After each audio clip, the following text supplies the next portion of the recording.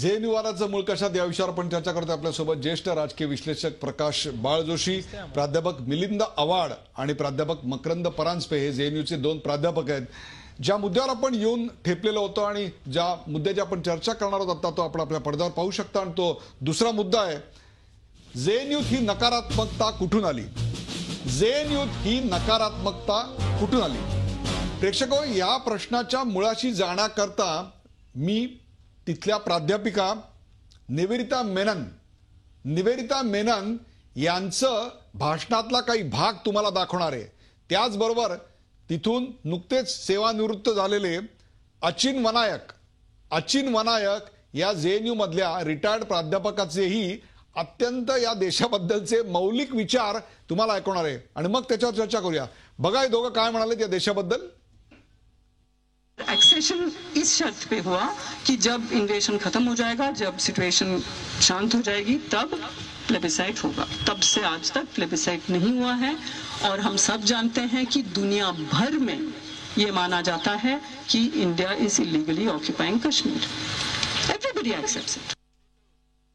जब दुनिया भर में इलीगल ऑक्यूपेशन की बात हो रही है कश्मीर की, तो हमें सोचना चाहिए कि आज़ादी एक नारा उस तरह का नहीं है और मतलब बिल्कुल जायज़ नारा है.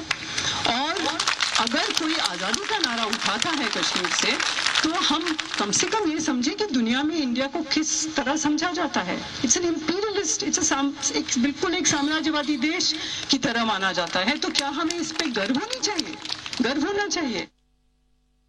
Struggle for independence in Nagaland, and you know what Gandhi said after independence, because of course Nagaland and that part was never part of even Hindu India.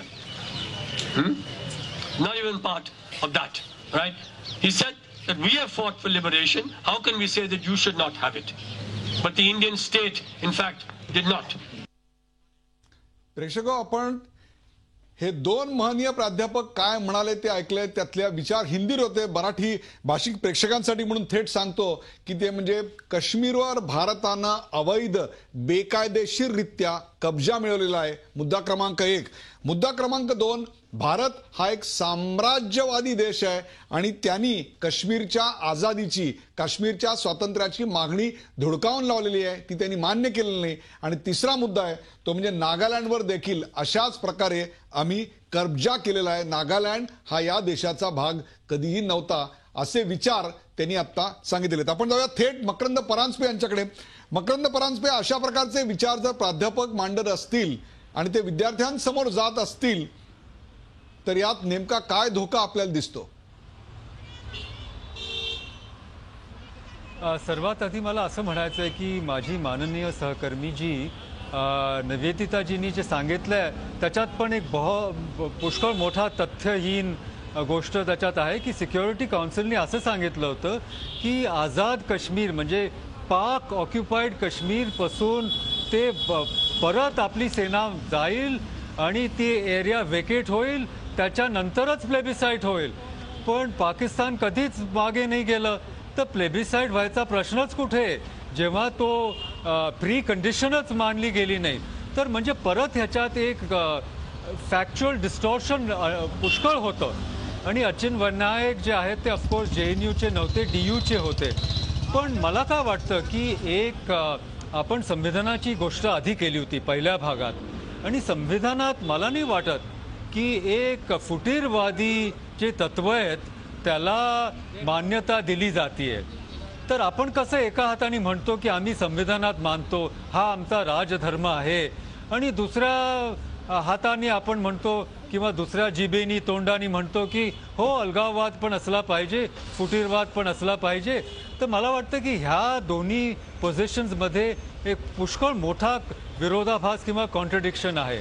आणि मला असं वाटतं की ह्याच्याबद्दल माझ्या मनात काहीच शंका नाही आहे की असे अनेक प्राध्यापक आहेत ज्यांना वैचारिक स्वातंत्र्यता आहेच, पण त्यांच्या प्रभावात पण विद्यार्थी येऊन अशा आयडिओलॉजीजना पुढे नेतात.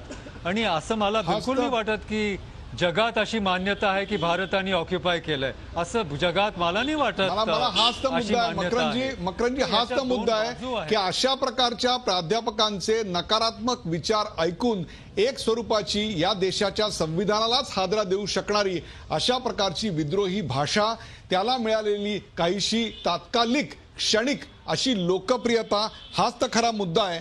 प्राध्यापक मिलिंद आव्हाड, जेएनयू तेवढी नकारात्मकता काय? देशाच्या तरुणांनी सकारात्मक विचार करायला नको का? विद्यापीठही सकारात्मक ऊर्जेची केंद्र बनायला नकोत का?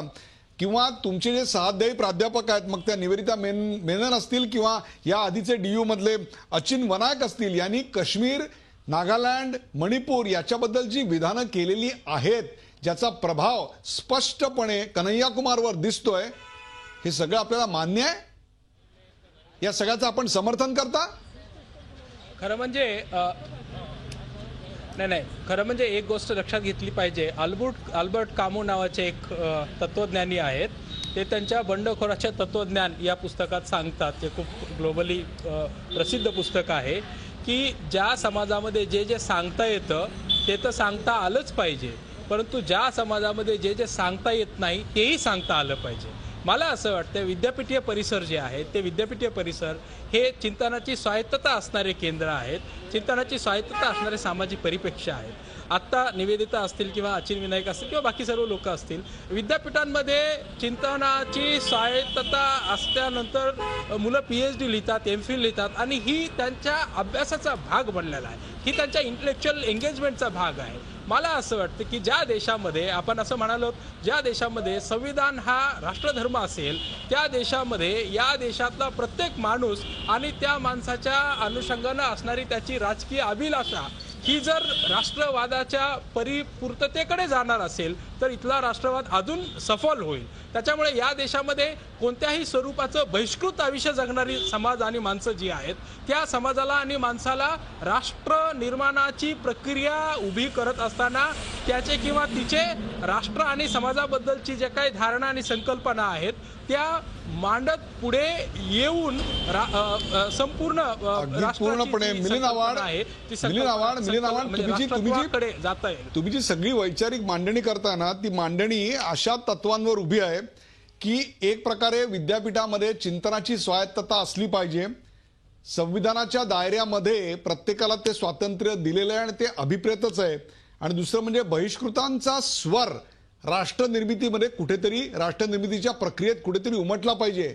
या मुद्द्याला तसं पाहिलं तर वरवर कोणीही आपल्याला प्रतिवाद करू शकणार नाही किंवा आपल्याला त्याच्यावर उत्तर देऊ शकणार नाही. परंतु मुद्दा इकडे आहे तो मूलतः काश्मीर हा भारताचा भाग नाही असं मानण्याचं आहे. त्या ठिकाणची जे मूळ तथ्य होतं त्या तथ्याला एक प्रकारे बदल करून, तोडून मोडून, एका वेगळ्या रीतीनं विद्यार्थ्यांसमोर पेश करून, देशासमोर पेश करून, आंतरराष्ट्रीय पातळीवर पेश झालेलं आहे, मान्य झालेलं आहे, अशा प्रकारचा जो माहोल उभा केला जातोय त्याच्याबद्दल तुम्ही काय म्हणाल? मुद्दा तो आहे, एकीकडे संविधान मान्य आहे असं म्हणायचं आणि दुसरीकडे या देशाच्या अखंडतेलाच नकार द्यायचा. याला काय म्हणणार? नक्षलवादाची एक प्रकारे समर्थनाची सुरुवात नाही का म्हणायची आपण? नाही, खरं म्हणजे या देशाच्या अखंडत्वाला कोणीही कोणत्याही स्वरूपाची जर